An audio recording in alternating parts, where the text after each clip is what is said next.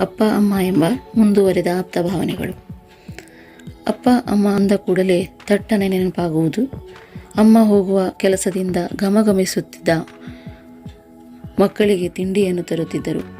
ಅದು ಬರೀ ಆಸೆಯ ತಿಂಡಿಯಲ್ಲ, ಅದು ನಮ್ಮೆಲ್ಲರ ಒಪ್ಪತ್ತಿನ ಊಟ.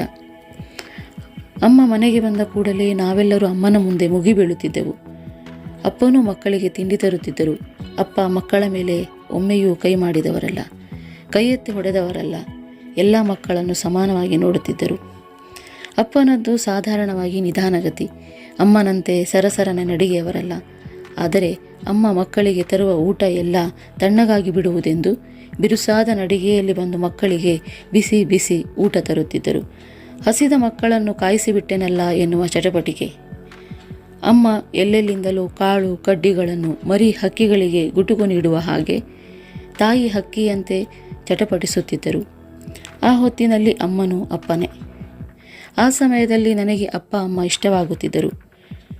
ಅಪ್ಪ ಸೈಕಲ್ನಲ್ಲಿ ಹೋಗುವಾಗ ನಾನು ನನ್ನ ತಂಗಿ ಅಪ್ಪನ ಜೊತೆ ಹೋಗಲು ನಾನು ಎಂದು ಜಗಳವಾಡುತ್ತಿದ್ದೆವು. ಒಮ್ಮೆ ತಂಗಿಯ ಕಾಲು ಸೈಕಲ್ ಚೈನಿಗೆ ಸಿಕ್ಕು ಗಾಯವಾಗಿ ಮುಂದೆ ಅಪ್ಪನೊಡುವ ಹೋಗುವ ಅವಕಾಶ ನನಗೆ ಅನಾಯಾಸವಾಗಿ ಸಿಕ್ಕಿತ್ತು. ಅಪ್ಪ ಮಕ್ಕಳಿಗೆ ತೋರಿಸುತ್ತಿದ್ದ ಪ್ರೀತಿ ನೆನೆಸಿಕೊಂಡರೆ ಆಟ ಪಾಠ ನೆನಪಾಗಿ ಪುಳುಕವಾಗುತ್ತಿದೆ. ಅಪ್ಪನ ಮಾತು ಕಮ್ಮಿ. ಅಪ್ಪ ಅವರಿವರೊಂದಿಗೆ ಸಿಕ್ಕಿದವರೊಡನೆ ಯಾರಲ್ಲೂ ಮಾತನಾಡುವುದಿಲ್ಲ.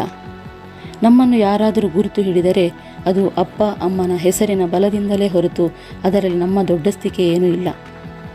ನಾನು ಈ ಜನ್ಮದಲ್ಲಿ ಅಪ್ಪ ಅಮ್ಮನಂತಾಗಲಿಕ್ಕಿಲ್ಲ. ಅಪ್ಪ ಅಮ್ಮ ಎಂಬ ಆಪ್ತ ಭಾವನೆಗಳು ಮುಂದುವರಿಯುವುದು. ಕೇಳಿದ್ದಕ್ಕಾಗಿ ಎಲ್ಲರಿಗೂ ಧನ್ಯವಾದಗಳು.